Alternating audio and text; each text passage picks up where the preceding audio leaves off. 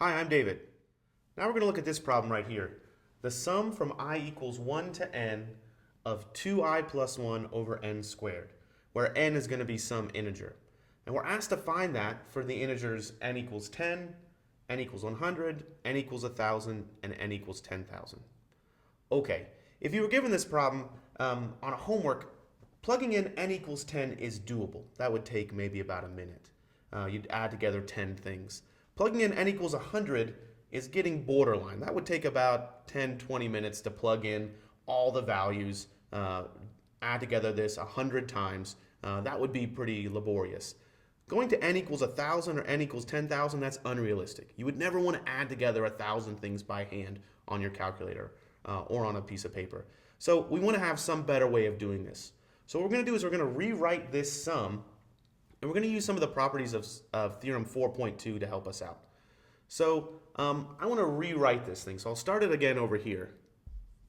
The sum from I equals 1 to n of 2i plus 1 over n squared. Okay, a couple of things I want us to recognize here. First of all, I is the thing that's changing. I goes from 1 to 2 to 3 to 4 all the way up to n. N is not really changing. Once I pick n equals 10 or n equals 100, it's set. So n is a constant. I is the only thing that's iterating up, going from 1 to 2 to 3 all the way up through n. Okay, what can I do to this? I can rewrite it like this. I can say this is the sum from I equals 1 to n. I can write it as two separate things added together. These two things. 2i over n squared plus 1 over n squared. Okay, so there's nothing wrong with that. I can unadd this fraction. I can separate it over the same common denominator. And I've done nothing wrong there. And what I should notice here, again, I is the thing that's changing. N is a constant. So this is a constant. 1 over n squared is a constant. And I actually know how to deal with constants from theorem 4.2. And I'll remind you of that in a minute. This I is not a constant, but the 2 over n squared is a constant. So if I like, I could rewrite it like this. The sum from I equals 1 to n of 2 over n squared times I plus, and another thing with sums, I can separate a sum over an addition sign. So I could rewrite it like this.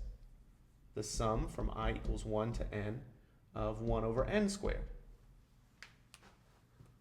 Because when I add things together, it doesn't really matter the order in which I add them. I can add together all of these and then add together all of these. Okay, theorem 4.2 says if I have a constant, I'm just adding this thing together n times. Well, if I add together the same thing n times, that's the same as multiplying it by n. So this really looks something like this. 1 over n squared is my constant times n. And again, this is from theorem 4.2. This is going to be a little trickier. One other thing that I'm allowed to do is I'm allowed to take constants outside of the summation. I could rewrite it like this. I take that 2 over n squared out, and then I just have the sum from I equals 1 to n of I. Theorem 4.2 tells me how to deal with something that looks like this as well. This right here is one of our formulas. So I could rewrite it like this. 2 over n squared times, well, theorem 4.2 says this is n times n plus 1 all over 2.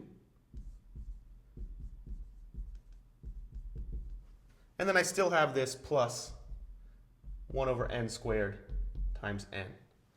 Now I've rewritten this formula, this equation right here, this expression, I've rewritten it without any sigma notation. All right, so now all I have to do is simplify. Let's see.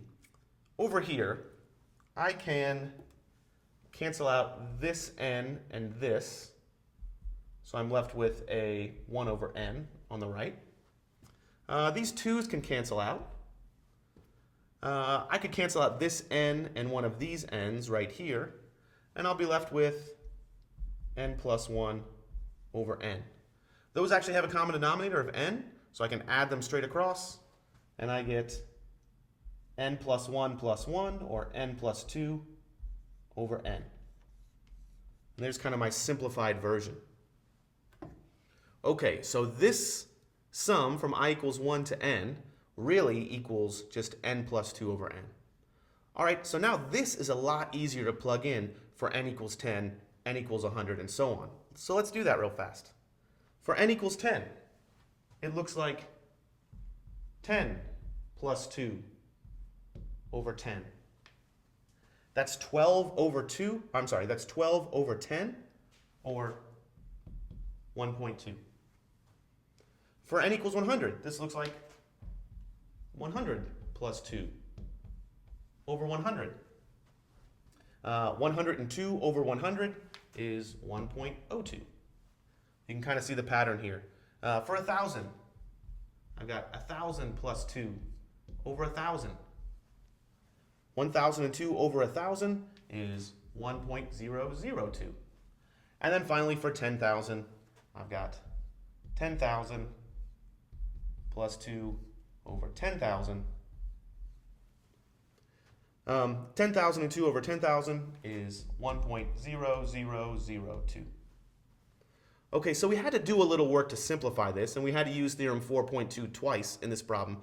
But really, it was a lot easier than trying to add together 100 or 1,000 or 10,000 items. That would have taken a long time, and this wasn't all that bad. Thanks for watching.